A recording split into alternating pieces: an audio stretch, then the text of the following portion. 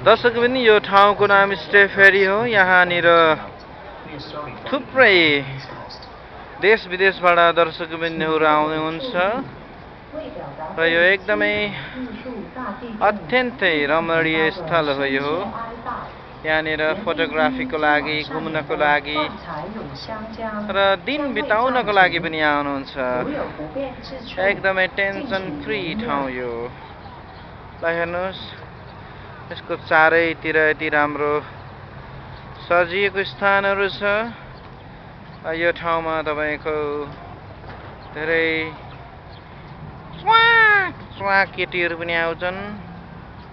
एकदमै रमाइलो बुढाबुढी भएर आउँछन्, छप्का छप्की भएर आउँछन्। हेर्नु यस्तो मजाले। ल हेर्नुहोस्, यहाँनिर चाहिँ यस्तो च्वाक आउँछन्। ल हेर्नुहोस्, एउटा च्वाकलाई हेर्नुहोस्, च्वाक साह्रै च्वाक। ल हेर्नुहोस्, यहाँनिर यस्तो प्रकारले आउनुहुन्छ भने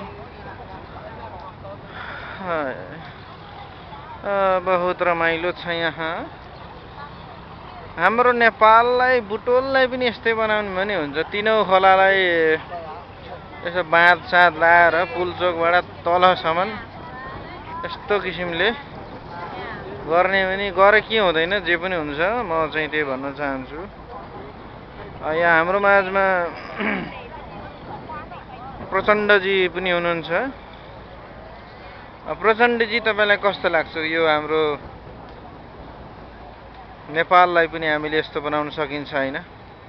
मने जो हाम्रो जो कुरा छ यो हामी माओवादीमा हामीले त्यही चाहिरहेको हो। यो यस्तो राम्रो ठाउँ, तपाईको धेरै राम्रो ठाउँ मने। अब यहाँनिर बहुत रमाइलो छ, यस्तो रमाइलो ठाउँ छ, यस्तो पनि हुन सक्छ मने। कुरो चाहिँ ठिकै हो, तर सबै लागि पर्नु पर्ने हुन्छ यहाँनिर।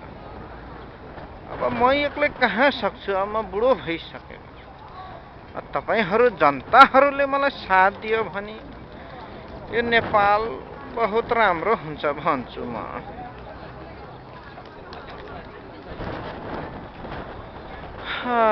अति रमाइलो ठाउँ, अति रमाइलो ठाउँ, कति रमाइलो ठाउँ।